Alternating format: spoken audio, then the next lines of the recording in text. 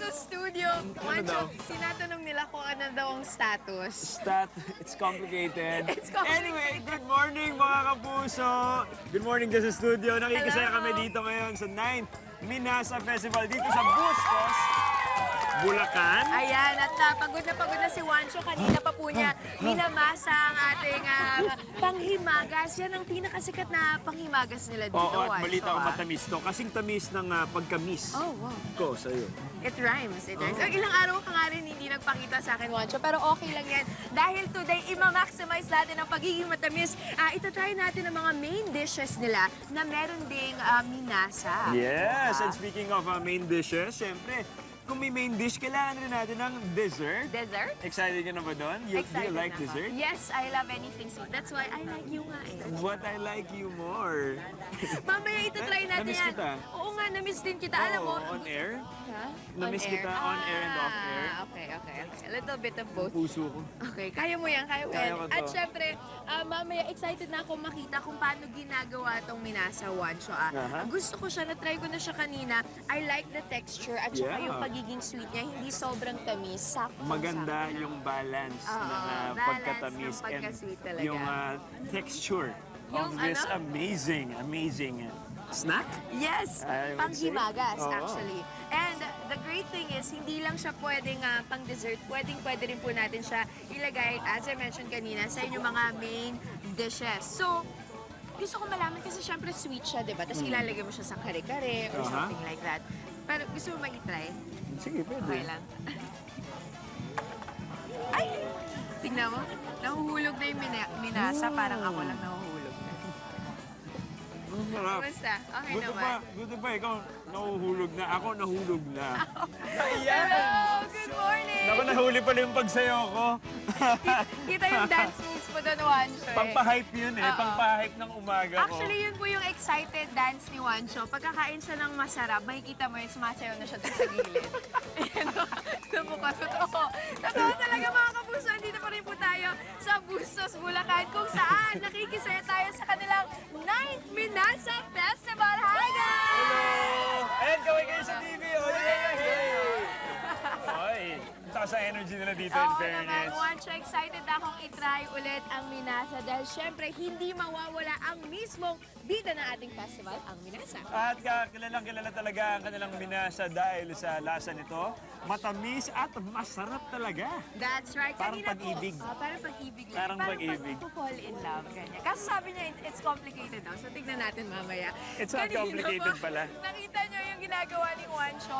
Doon po galing yung word na minasa, yung pangalan na minasa, doon sa pagmasa nung dough mismo ng minasa. So kailangan natin siyang imasa na maayos para syempre maghalo-halo yung kailangan doon sa ingredients and then lahat na. Ito yung ginagawa ni Kuya. Oh. Ayan, oh. Wow, oh. Hinihiwa niya ng paganyan. There we go. Yun pala yung technique dyan. Yes, so Wancho, pagkamasa po ng ating ingredients, syempre, ilalagay ni Kuya dun sa parang may pattern para yung sa design and then unti-unti nang ikakat, ilalagay sa ating baking dish and then Wow. syempre, ayun na nga, syempre i-bake na natin Ibe-bake siya. na. And of course, ang kalalabasan niyan ay itong Ayun, mga Wancho. napakasarap na snack. Finished product, sabi ni Oo. Mami sa likod. Ito na ang Gusto finished mo product tikman muna natin. natin ito as is. Oo, Ako para naman, maalala natin subuan yung muna kita. lasa niya. So meron siyang egg, sugar, butter, dough. Kamusta? Sarap? Sarap? Ayan mga kapuso. At eto, take note mga kapuso. Special tong araw na to for us also dahil First time natin. ko na it's complicated pala tayo. hindi yun. First time natin this week ulit mag-unang hirit dahil napaka-busy mo, nakakahiya naman sa'yo. Nakakaya ba sa akin? Maraming ginagawa. Pero syempre, may hirit kami sa mga taga-Bustos, Bulacan. At i-aay namin sa kanila ang putahing may lahok na minasa. Papakain natin sa mga nagagawa talaga ng minasa dito sa Bustos, Bulacan. Ayan, kasama po natin si Miss Cecil. Hello po, good Hello morning. po. At syempre, Wancho, ang ibibida natin ngayon ay isa sa mga paborito kong ulam, paborito ng mga Pinoy na ulam. Ito ang kare-kare. Kare-kare po. Imagine mo, ha, di ba? Syempre, kare-kare, known na malasa talaga siya. And based on the salty, ganyan side, di ba? Savory. Miss Cecil, paano ba po natin lulutuin ang ating kare-karing Magigisa minasa? po ako ng bawang sibuyas. Ayan, At bawang yan, sibuyas. ginawa Opo. ni Miss Cecil ay minisan plus na. Siyempre, Opo. mga culinary terms yan dahil mga Tapos chef po, kami. susunod ko na po ang sibuyas. Ayan. Bawang sibuyas. Isusutay niyan, Joyce, yung Yun ang- pagsusutay ang process dyan. Pagsusutay ang process. Okay, so ano Tapos po ang next step natin? habang po nag-ano ako dito, ilalagay ko po yung sahog.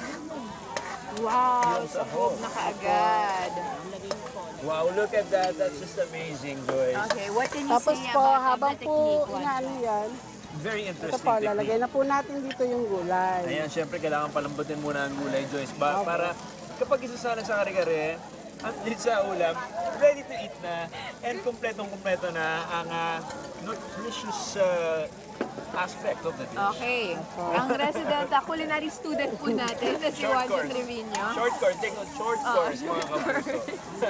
Ayan, excited po, na ako matikman pahalo to nito. Juancho. Mahalo nito. Okay, so next na process natin po dyan, Tulungan Ma'am daw Cecil. natin si Miss Cecil. Ilalagay ko po yung gulay dito para po, Ilalagay niya na ang gulay opo. dito sa sinusutin natin. TV magic tayo yan, Juancho. Look at that, mga kapuso. Eto na po, isasama Kare-kare ko na in the po. morning.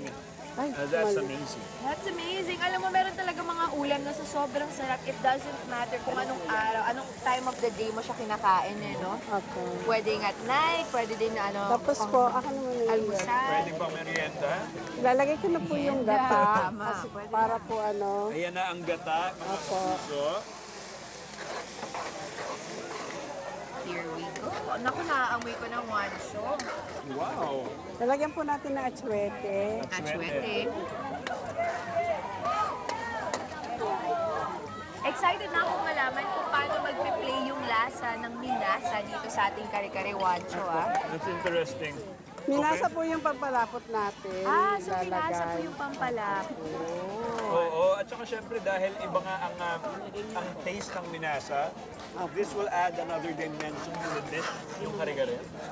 Syempre alam na alam ngayon dahil ulitin ko mga kapuso, short course, culinary student. Gusto ko yung it will add another dimension Oo. to the Tapos po, taste. ihalo ko na po yun. Ayan. So, kailangan lang po talaga para nga tingnan nyo kung gaano kadami nga minasa. So, Opo. pag halimbawa yung minasa po na biscuit mismo or yung, Yung- panghimagas natin, ay po Opo, ginagawa, yun mismo. kinakrush niyo po siya. Opo, dinudurog po namin yan para po So, kailangan siyang... And ito na ang magiging finished Tapos po, product. ito na po yung mga kapuso. finish. Uy, maraming salamat, Miss Cecil. I'm sure magiging masarap to. May rice po ba kayo? Nagkalam ng kanin. Siyempre nga naman kung magkakare-kare tayo, mahirap pag walang kanin, Ito di na ba? po. Oh, pero siya. tikman muna natin siya. Pero Juancho, tara, tikman natin. At syempre mga kapuso, hindi naman pwedeng kami lang ni Juancho ang masaya. Bibigyan din natin Ito ang po ating yung mga tingin niya para kapuso. mainit. Ito? Ito daw ang tikman natin, Juancho, para mainit. Ito, Yan. pang Ano mainit. ba yan? Masyado Apo. ka namang it's complicated. Huwag kang ano. Joyce, Tingin-tingin na sa nagbigla lang kabilang ako sa plate. tanong nila. Hindi, it's complicated. Alright, sige, tikman natin to. Subukan Here kita, we Joyce, go. ha? Sige, patikim ako niyan, Juancho. Mainit ah. Hihipan ko para sa Ayan na mga Tikman ko natin kapuso. yung Mainit po. Tikman natin yung sauce, ang kare-kareng minasa. Are you ready? Are you ready? Sarap. Grabe mga Masarap kapuso, po. ang ganda niya kumain, no? Ang ganda niya kumain ng kare-kare. Nakakainis. Ang sarap po talaga. Okay, ito ay serve naman natin syempre sa mga minasa makers of Minasa makers. Minasa Hashtag makers of- Minasa makers ng Bustos, Bulacan, Bulacan. yes. Ang iba't ibang klase mga putahe po natin na merong halong minasa. Kain na po kayo. Siyempre, Go ahead. ayan, mga kapuso, tikman nyo na po. Ayan, Yan. kitang-kita nyo mga kapuso, talagang food trip talaga ang ating morning dito sa Bustos, Bulacan. 9th Minasa Festival dito sa Bustos, Bulacan at tinatry po natin mga kapuso ang mga putahe na meron naman talagang minasa. O, diba? Kuya, Filipino dishes. natikman mo na, anong lasa at anong masasabi mo? Masarap siya. Mas pinasarap siya ng binasa. Talagang ganun talaga, ang sarap talaga kapag may hinaluan mo ng minasa ang mga bagay-bagay, Joyce. Masarap naman talaga. Ayan, dito tayo sa kabilang Ayan, side sige, naman, sige. Juancho. Halika, sino gusto mo interviewin? Ayan si Mami, parang walang pakialam sa atin si Mami, kumakain na lang siya talaga. Hello, sir. Ayan, sir. Kamusta naman po yung tinatry natin mga ulam? Sa pagkakating po, napakasarap ng luto sa Bustos, lalo na po ang kare-kare dahil sa minasa. Dahil siya po ang nagpasarap, minasa. Oo, nagpalasa pa po lalo, no? Parang Opo. nilabas pa yung flavors ng ating Okay mga po ang ulam. lasa niya, malinamnam. Opo, maraming salamat, sir. O, di ba, may sariling skills talaga May- si sir. oo May naman. namin kahapon pa. And ito, Tinikman niya. Joyce.